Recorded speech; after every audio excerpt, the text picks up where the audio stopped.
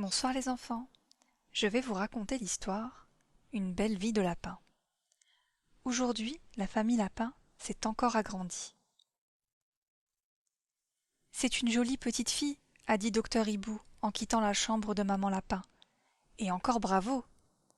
Et il a serré la patte de l'heureux papa. Heureux papa, il faut le dire vite. Bien sûr que papa Blaise est fier de sa grande famille. Il y a maintenant 9 petits dans le terrier, tous plus remuants les uns que les autres. Mais papa Blaise commence à s'inquiéter. Comment nourrir toutes ces bouches affamées? Qu'est-ce que tu as? Demande l'aîné des enfants, qui a remarqué l'air préoccupé de son père.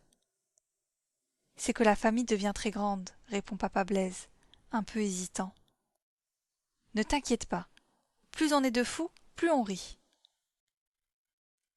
Pourtant, papa Blaise est de plus en plus soucieux, surtout depuis qu'il a entendu les enfants se plaindre de ne plus avoir de carottes à manger.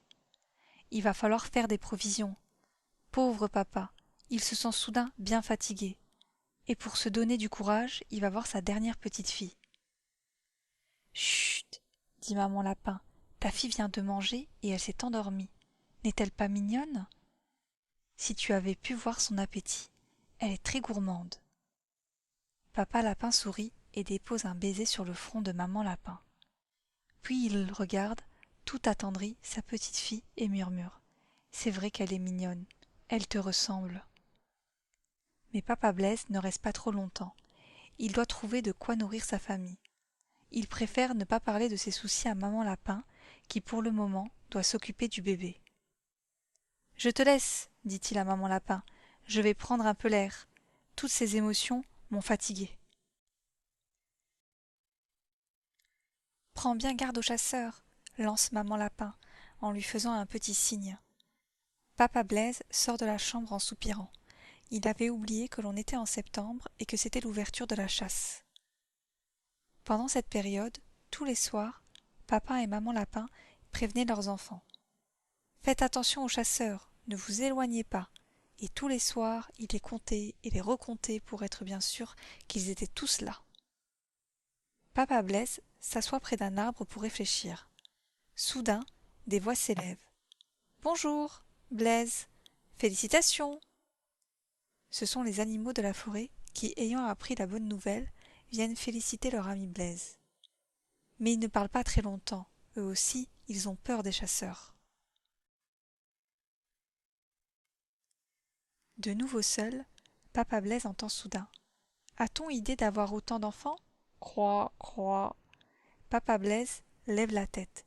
Ce sont 2 corbeaux qui croissent sur une branche. Oiseaux de malheur! Occupez-vous de vos affaires, crie papa Blaise, et il l'étale vers le champ voisin. Par bonheur, il trouve plusieurs carottes, et cette découverte le met de bonne humeur. Les enfants mangeront ce soir. Tout en ramassant les légumes, papa Blaise se met à penser à son cousin Prosper. Prosper habite avec toute sa famille dans une grande ferme des environs. En voilà un qui a de la chance, pense papa Blaise. Pas plus tard qu'hier, il l'a rencontré dans le potager du fermier.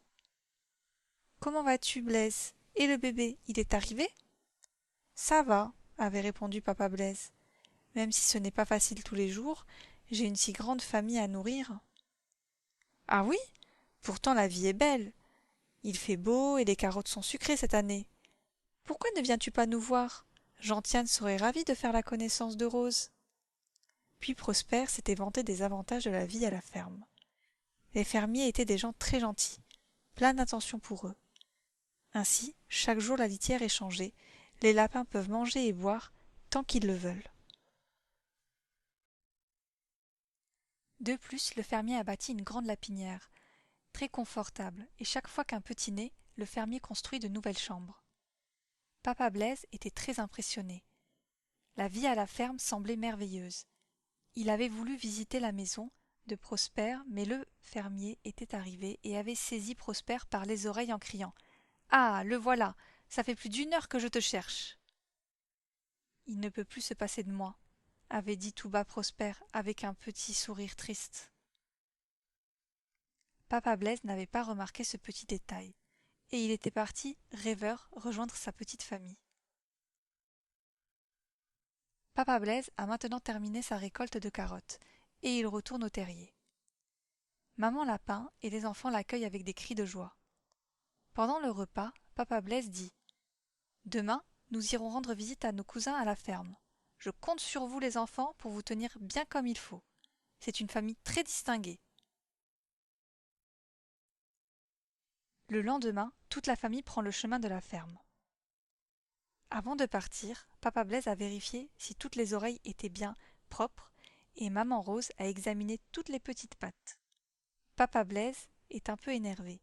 En chemin, il répète plusieurs fois: J'espère que vous serez sages, hein. Il ne faudra pas parler tous en même temps. On ne doit pas passer pour des sauvages. Arrivé près de la ferme, il rencontre une souris qui grignote tranquillement des noisettes. Étonnée de les voir tous, elle leur dit: Mais où allez-vous donc d'un si bon pas? Chez mon cousin Prosper, répond fièrement Papa Blaise. Malheureux, s'écrie la petite souris, méfiez-vous du fermier. S'il vous voit, il vous enfermera. Papa Blaise n'en croit pas ses oreilles. La souris a sûrement exagéré. Mais il est prudent. Il demande à ses enfants de bien rester derrière lui et de se cacher derrière un rang de haricots. Papa Blaise s'approche un peu de la maison de Prosper. Et ce qu'il aperçoit lui ôte soudain toute envie de venir s'installer à la ferme. La maison de Prosper est une misérable construction de planches toutes délabrées. La famille de Prosper vit enfermée dans des espèces de casiers tout sales, tassés les uns contre les autres. Les lapins ont l'air de s'ennuyer. Papa Blaise n'en revient pas, et lorsqu'il aperçoit le fermier tenant un seau très sale, rempli de vieux croûtons, de pain et d'épluchures, il retourne très vite près de ses enfants et Maman Rose. Papa Blaise ne perd pas une seconde et décide de ramener toute la famille rapidement à la maison. Papa Blaise est soulagé. Sa vie n'est peut-être pas facile tous les jours, mais elle est belle, à côté de celle de ce pauvre Prosper qui vit enfermé toute la journée. J'espère que cette histoire vous a plu. À très bientôt pour de nouvelles histoires. Bonne nuit les enfants.